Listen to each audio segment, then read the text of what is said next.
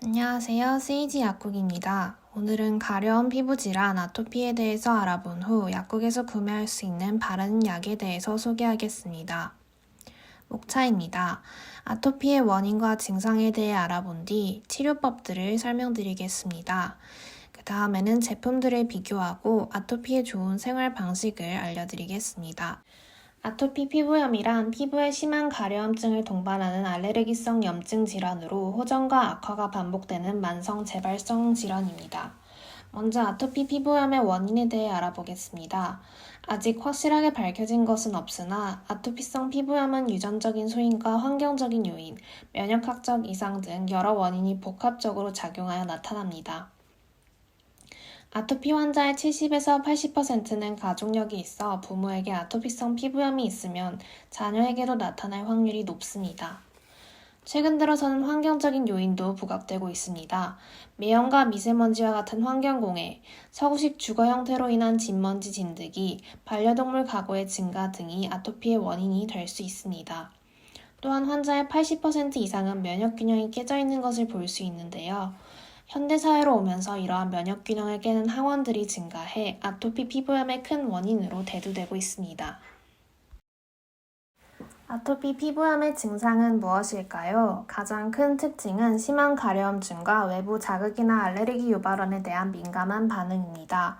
가려움은 온도가 변하거나 피부가 건조해지면 심해집니다. 보통 자는 동안에 심해져 환자들은 무의식적으로 피부를 긁게 되는데요.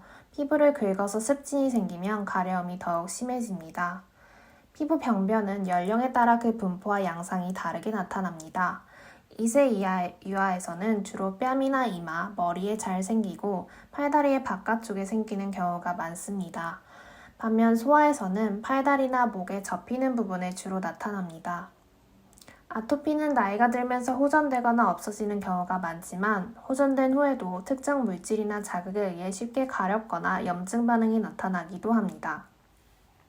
성인까지 아토피가 남는 경우 얼굴과 손에 습진이 나타나고 오랫동안 긁어 피부가 두꺼워져 태선화되는 특징이 있습니다. 아토피 치료를 위해서는 건조한 피부의 보습이 무엇보다 중요하며 피부염 치료를 위한 부신 피질 호르몬제, 가려움을 치료하기 위한 항히스타민제가 사용됩니다.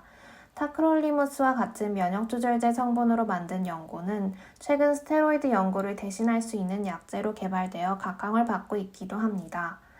하지만 아직까지는 국소 스테로이드가 아토피 치료의 기본으로 쓰입니다.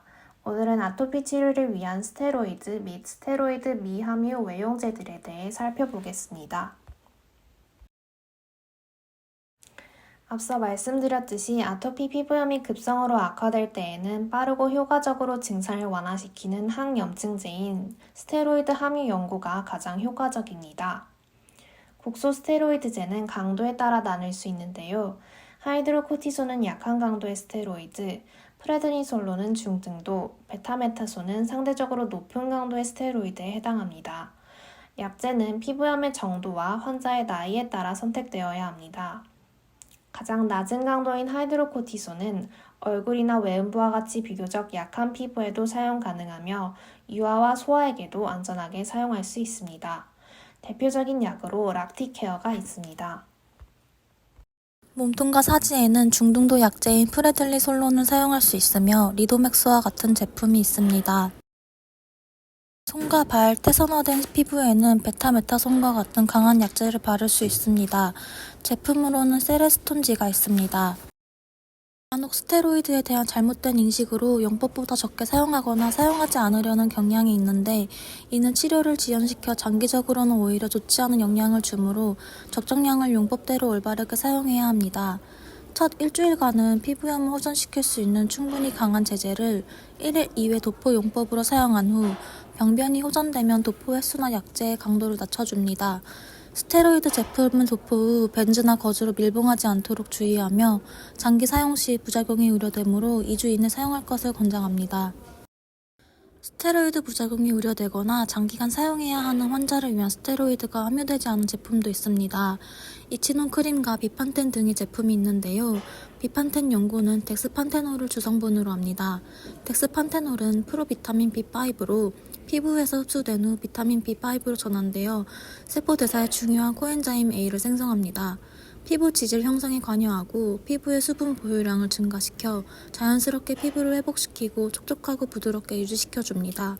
심한 염증 반응으로 인해 진물이 나거나 감염이 우려되는 경우가 아니라면 수시로 환부에 도포하면 도움이 됩니다.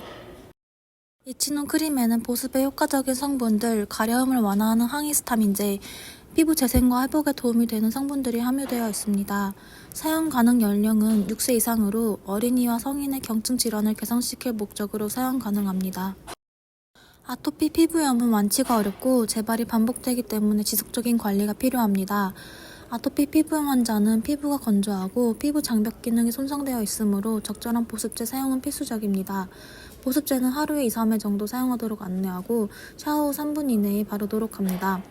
외형 스테로이드제와 보습제를 병행해야 하는 경우에는 보습제 도포 후 최소 10분에서 15분 이후에 스테로이드제를 사용하도록 안내하는데 보습제 점도가 높은 경우에는 보습제를 나중에 사용해야 합니다. 매일 목욕을 하거나 겨울철 너무 뜨거운 물로 목욕하는 것은 피부를 건조하게 할 수 있으므로 격일로 목욕하거나 미지근한 물로 씻는 것을 권장합니다. 또 새로 산 옷은 세탁을 하고 있거나 세척력이 강한 세제의 사용을 피하는 것도 도움이 될 수 있습니다. 지금까지 가려운 피부 질환 아토피에 대해서 알아보았습니다. 감사합니다.